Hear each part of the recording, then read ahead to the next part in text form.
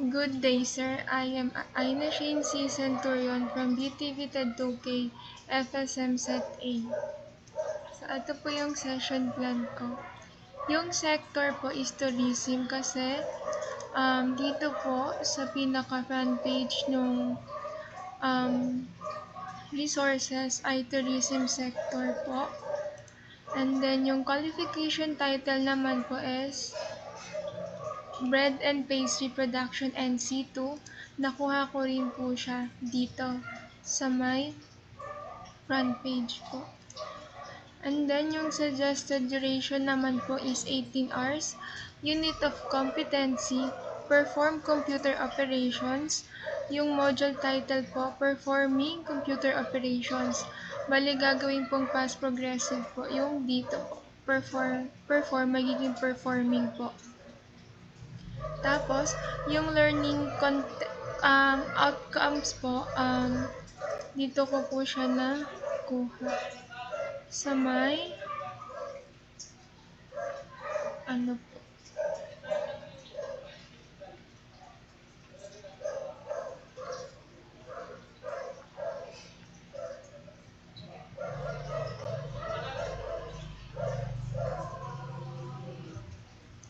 Dito po.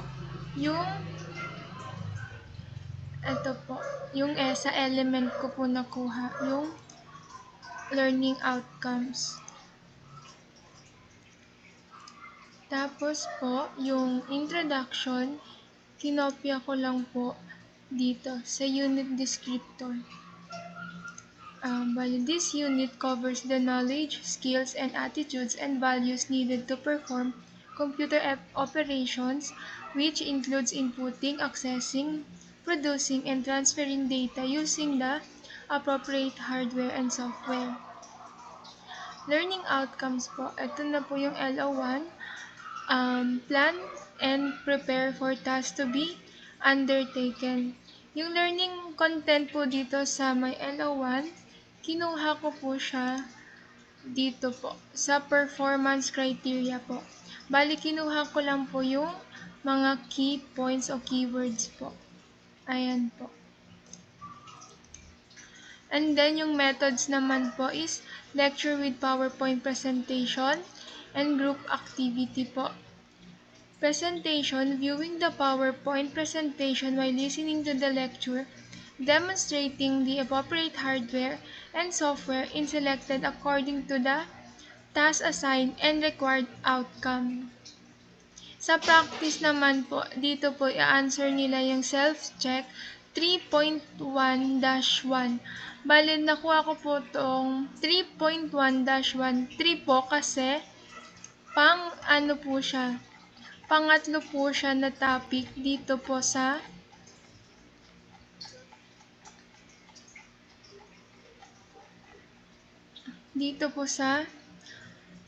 common competencies. Ayan po. Perform computer operations. Kaya po siya naging 3. And then yung 1 naman po is dahil po LO1 siya. And then sa dash 1 po is dahil pang una po siya na learning content. And then sa feedback naman po, comparing answer to the answer key. Ganun pa rin po, same pa din po, 3.1-1. And then yung resources naman po is CBLM, information sheet, and self-check answer po. And then yung time duration naman po, 1 hour and 30 minutes. Nakuha ko po siya kasi yung suggested duration po is 18 hours. So, dinivide ko po siya sa 5 learning outcome, which is 1 hour and 30 minutes po per learning outcomes. Tapos, sa LO2, ganun pa rin po. And then, may iba lang po sa practice kasi po, magiging 3.2-1 kasi po, pangalawa na po siyang learning outcomes. Ayan, ganyan din po sa LO3, magiging 3.3-1 po. And sa learning outcomes for 3.4-1. And then sa last na po na learning outcome is 3.5-1 po. Sa assessment plan naman po, nilagay ko po is at the end of the lesson, students should be able to take the summative assessment with the following types of tests: written tests, demonstrations.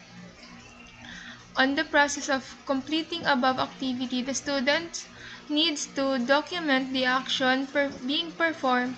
It can be done through making a portfolio of computer operations. Dito naman po sa teacher's self-reflection of the lesson. Ayan po, the session was effective in covering the essential aspects of computer operations. However, future sessions may benefit from more interactive activities and real-world simulations to enhance learning engagement and application of knowledge. So, ayun po yung session plan ko. Ayun. Thank you po.